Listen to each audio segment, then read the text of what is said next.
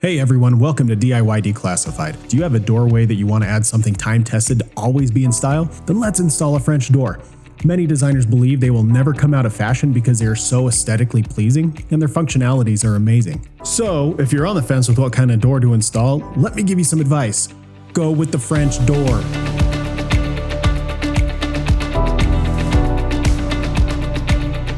In this builder basic home, we have this room right off the front door that we want to add a French door to. I will be installing this by myself, but if you can get a helping hand, I highly recommend doing so. You may drop a few less F-bombs this way. So with that, let's stop talking and start making a mess. The first thing you're going to want to do is cut through the caulking on your baseboards. If you fail to do this, when you pull off the baseboards, it will pull the paper from the drywall with it and make your walls look like crap. Then with a utility knife or a pry bar, start removing your baseboards. All right, so this is how I'm tackling this. I know each one of these is wrapped by a corner piece. I'm just getting underneath it with the putty knife, peeling it away. On this side, just cut a clean mark all along there and pull it off. So then that way, I don't have to do a whole lot of drywall prep and cleanup. To remove this corner, I just cram my utility knife under the paper and pry it out all the way up the wall. Uh-oh, the new boss is here. Because I can't cut a straight line, I use my level to keep me on track. And the boss wanted to micromanage my work for a minute. Then start removing the drywall around your frame.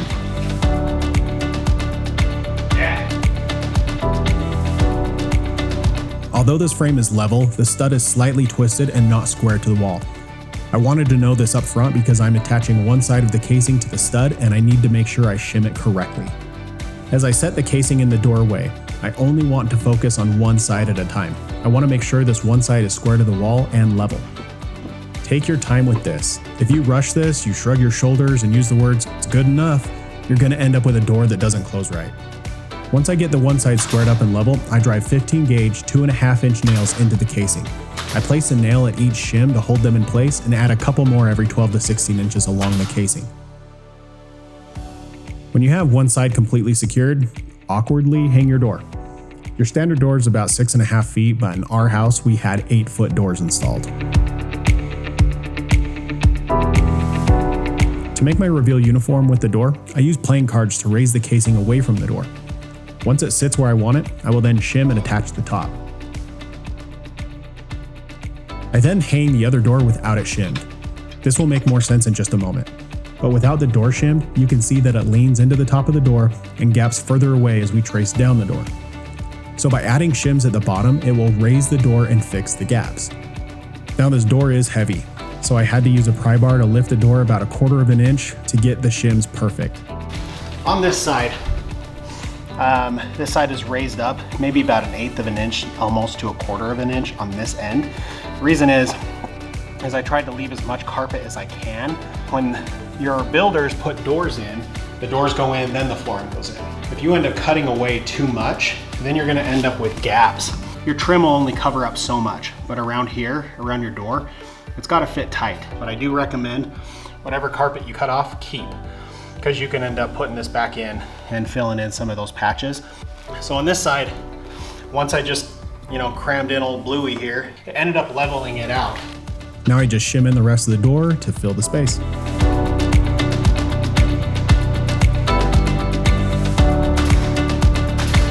Then you can use a utility knife to cut and break the shims that are sticking out of the door frame. Or if you're like me and love this tool, you can use this. Now I always cut from the wall to the frame at a slight angle so the shims are just behind the casing.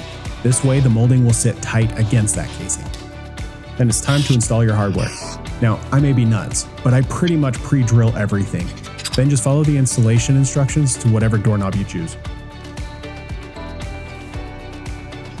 All right, I got a tip from a professional door hanger, someone who does this a lot more frequently than I do. He said to take out one of the screws in each one of these, throw a longer one in so that it goes all the way into the stud. He also said the advantage to this is if your door ever needs a little bit of adjusting as your house starts to settle, you can actually kind of tighten them or just loosen them up slightly, and they will help kind of flex that door in and out on those edges. Now to button this up, we just add molding to the frame of the door. All right, everybody, so that was how I installed this door. I think it looks great. I dropped a lot of F-bombs while doing it. There was some struggles in there. I did end up talking to some contractors and a door installer, and really decided I think I could tackle this project myself. If you like what you saw, go ahead and subscribe down below. It's completely free to you, and it allows us to continue to bring you fresh new content. Now, if you guys want to see what this door was to, the room that it actually goes to, and what we're doing with this room, follow along, because on our next episode, I'm going to show you exactly what we did with the room, and you will see why this door is the perfect door for the room that we needed it for.